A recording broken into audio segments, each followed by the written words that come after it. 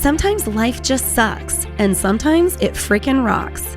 We will discuss all the things from family and real estate to travel and just life in general. So take a seat, or don't, you do you, and welcome to the Badass Podcast. Okay, first and foremost, welcome Ms. Stacie Korcok to the Badass Podcast. Well, hello. I am so excited you are here. So for those of you who don't know Stacie, she is one of my best friends. Besties. We have known each other since I was 12 years old. I was probably 13. Yes. You would never know. She's a year older than me. Like a year and a week older than I. Yep. And we are just... She was actually the maid of honor in my wedding, and her husband was the best man. I know. And here we are nearly 20 years later. So 20 years later, and now we're raising teenage boys together who are also best friends. In fact, they're together right now. So. Which is hilarious because that was at no push on our end. In fact, that was totally organic, which means that it was just meant to be. Yeah, so. You were one of my first friends to ever have children. So, when I had my boys, you hope that your besties are going to be besties. And it wasn't until they were a little bit older and they found it on their own, like you said. That's right. I think that's really great. Yes. You're doing great. Oh, hey girl. Hey. So one of the main things I want to talk to you about was your design background. So Stacie sells real estate as well as me. We work the same markets. This is just proof that you guys can coexist, be friends, Absolutely. And still there is plenty of real estate for everybody. But the cool thing that I think you bring to the table is an immense love and passion for design, which is kind of what pushed you into real estate, I think. Absolutely. Well, I got my real estate license, I think a little bit after you, but I went to the new construction. Mm-hmm. Sorry. Yeah, was it? I did new construction versus residential. Okay, so you were like an agent for Pulte Homes? I worked for Richard American, okay. And I was on the marketing side. Oh. Well, we also had our stagers and our designers in-house. So when there'd be a model home that, back then nothing was glued down. Right. Back then everything was from still TJ Maxx and Target and those sorts of things, but they were loose. So people would steal towels or candle holders. I mean, imagine that. People were just so rude. So they had a lookbook for every model home. And if they weren't available, they would call me and say, hey, can you take this corporate card? Can you go replace it? Here's the color schemes. And I started doing that and I fell in love with it organically. And I fell in love with HGTV, and it was just something that I would just watch all the time. So they put me through their design program.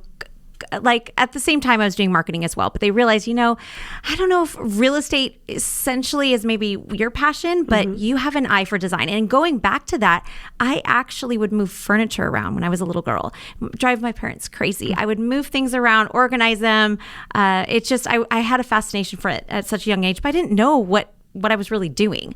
So when I started doing that and just really studying design from the ground up. And so it became a really, really cool experience. And I started doing that, raised my children, took a little step back and started doing it privately. Then I worked for some large retailers, and I met some pretty big people and ended up on television doing it. So that was a little fun little tidbit, but now I do real estate and I solely do interior design for my clients. So it's an added benefit that I can give to my clients. So I love that it's kind of layered, right? So we are going to dive in a little bit more about the design and how you got on TV. And for those of you who don't know, she has a freaking Emmy, right?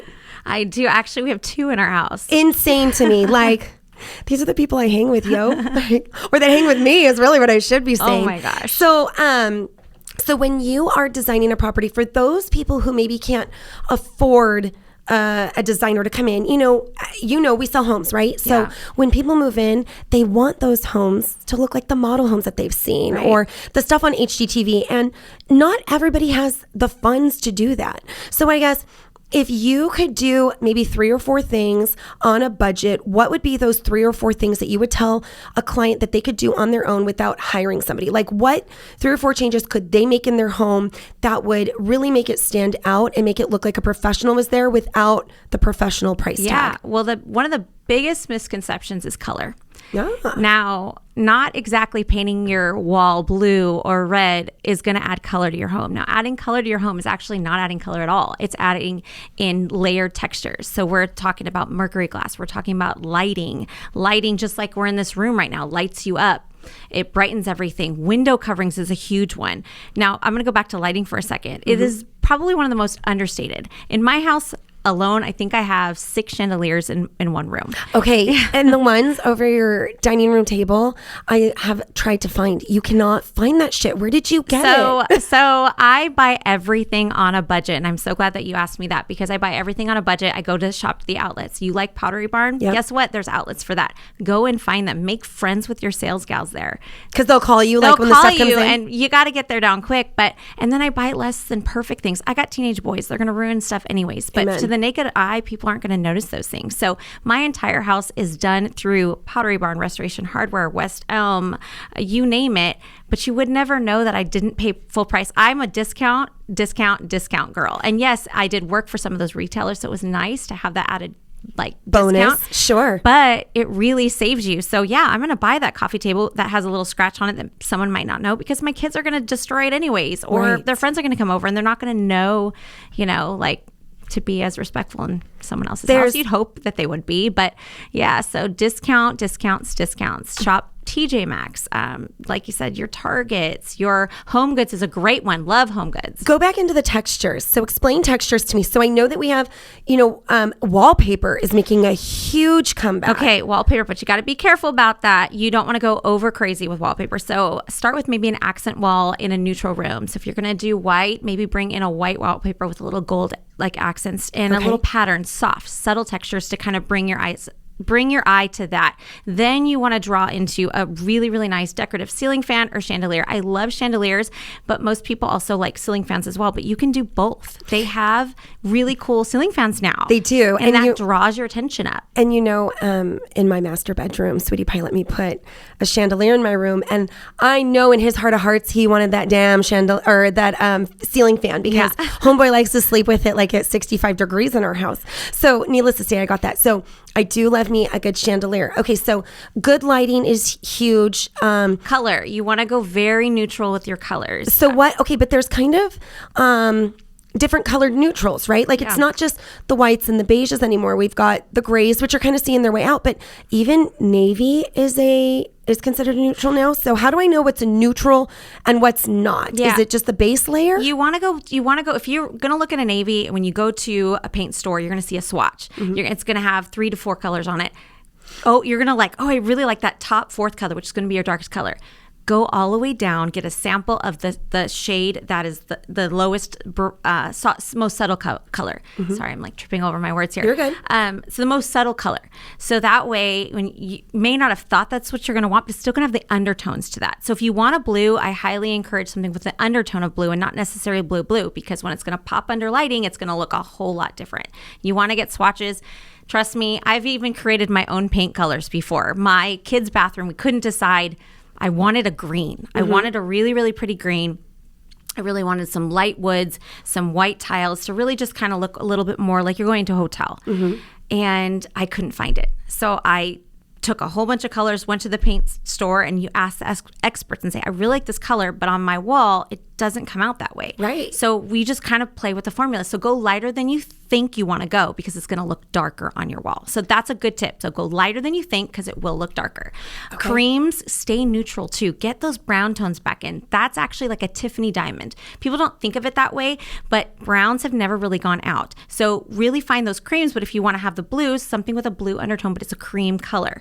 That will help to kind of elevate your room as well. Well, and then you can pull those colors out that you want. So as you know, Sweetie Pie and I recently redid our flooring, and we redid, which is beautiful, by the way. Thank you. And we redid our counters. We didn't redo.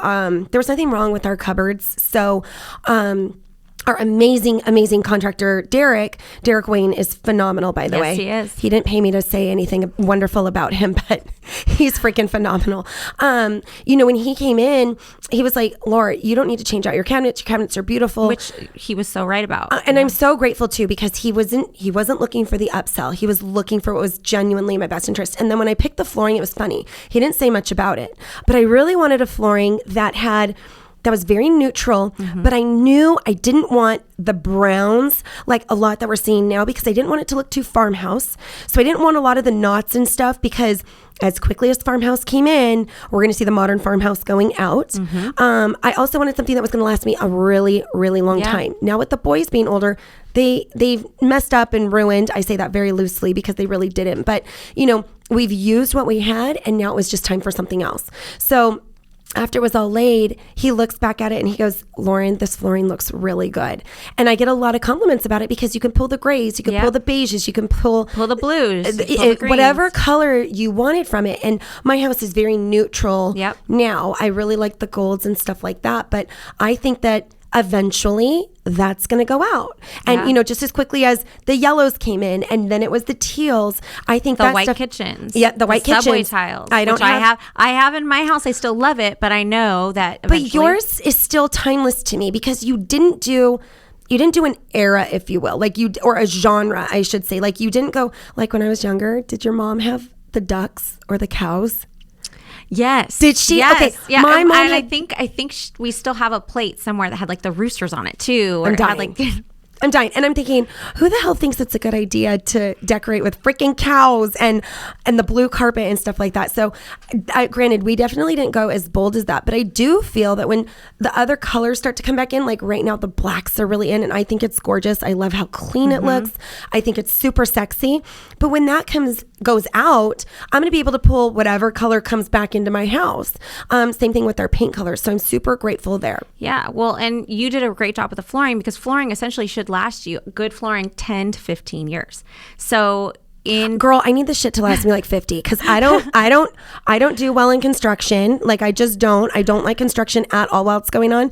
And DIY projects, this is something we're going to jump into next, so be prepared. DIY projects with me and Sweetie Pie, it's not a thing.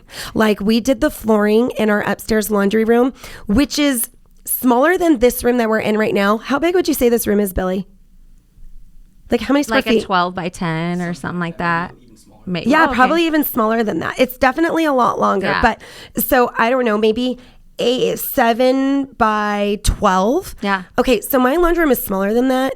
And I shit you not, it was like, if you cut another wrong tile, I'm going to slit your throat. Okay. Like, we're going to get back to that, because I have a story just very similar about cutting that tile. And I'm here for it, because DIYs are not for the faint of heart. That's for sure. But I commend you for doing it, because that's a lost trade. A lot of people aren't doing that anymore. Well, good. No, it's a lost trade with me too. It's a lost trade. It was lost. We found it for a second, and then I'm over it. This is the second time. But how much pride do you have when you walk by that laundry room and say, I did that? I did that. Not enough to make it worth it. Straight up. Here's the thing. So the first time we ever did DIY was in Jared's room. I was pregnant with Jared. Jared is my 18-year-old, for those of you who don't know. He just graduated high school.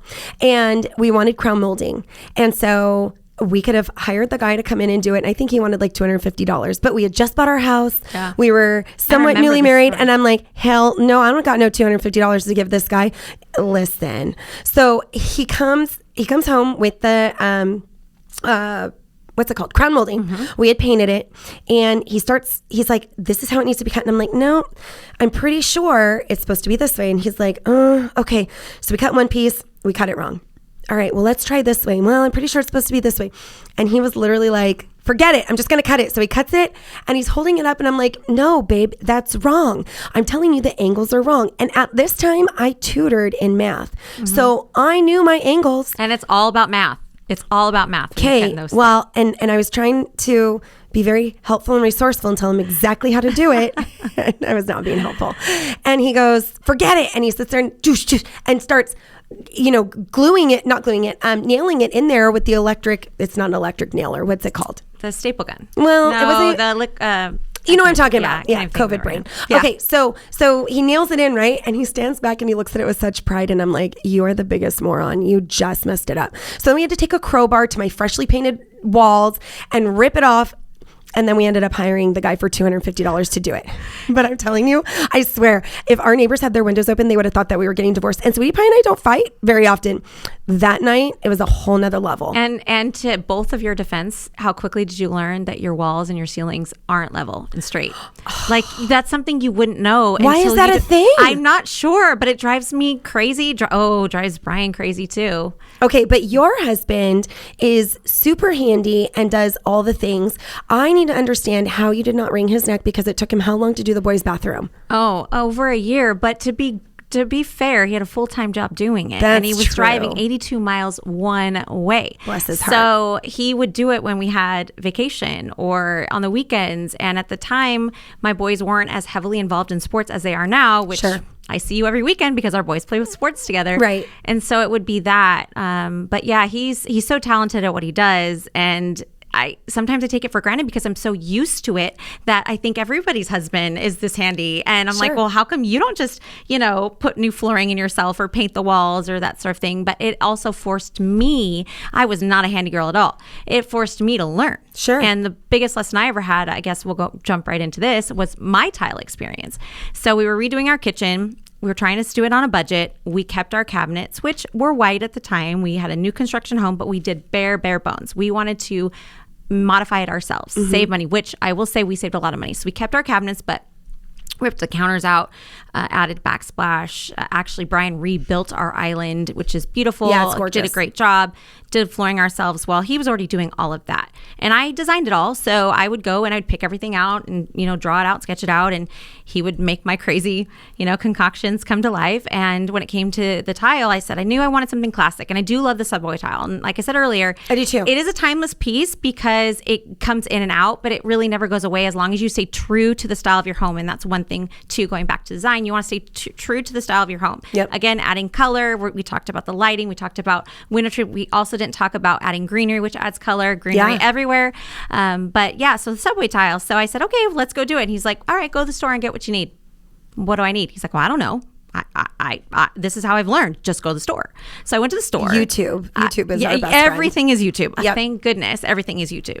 So I went to the store and I asked the salespeople there and said, hey, I need this. I got this tile. What do I need? They're like, we don't know. Legit learned that people that work at stores are not experts at anything. No, they know where to tell you, where to find what you need. What aisle to go to. Yeah. So I was like, you know what? I'm going to go find the dirtiest contractor in this room that's got paint splattered all over his pants. He's got dirt on his fingernails. And I'm going to ask him. And they, sure enough, best help ever. So I was so excited. I came home with everything with my bags, was holding it. So excited. I was like, all right, babe, let's go. And he's like, all right, go ahead. I'm like, what? And he's like, how do you think I learned?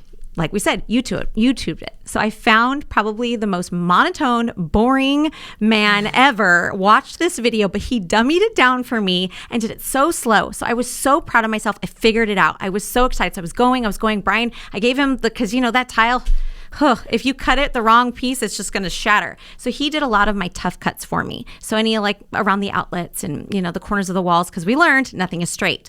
So he would do a lot of that because he did all the math for me. Well, we got to the very, very end of it. And I gave him a piece of tile to cut, and he cuts it so sloppy. So here you go. I said, really? Because if this was your flooring right now, you would not allow that. He would have lost his mind. I would have lost his mind. And he's like, well, then you do it. I'm done.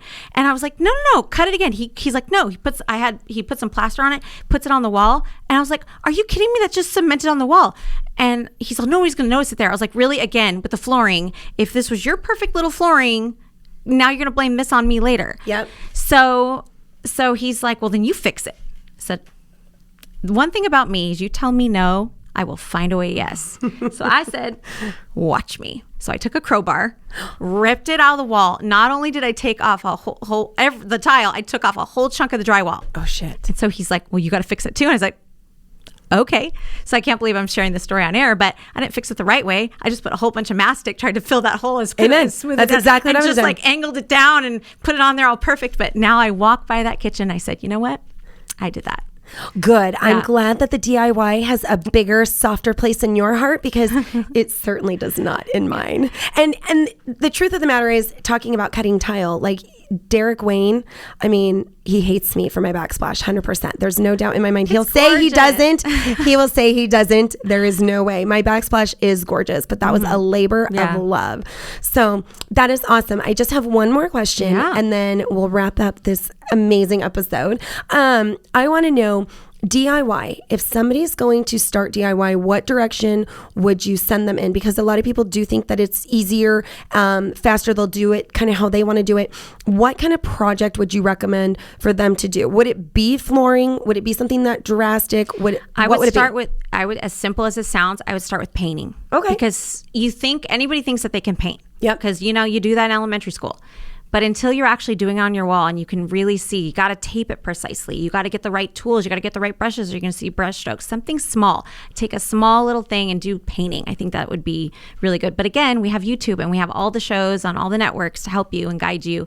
But yeah, or hire an expert. Hire an expert. That's the advice I'm going to take from this. Mrs. Korcok, it was wonderful having you today. Oh my Thank you so gosh. much for sharing all of your design ideas and stuff like that. I think this is a great start to getting people to do things in their home that can make it more lovely and livable and more exciting for them to go to. So thank you so much. Well, thank you so much for having me. It's been a pleasure. Love you, friend. Thank you. Love you too.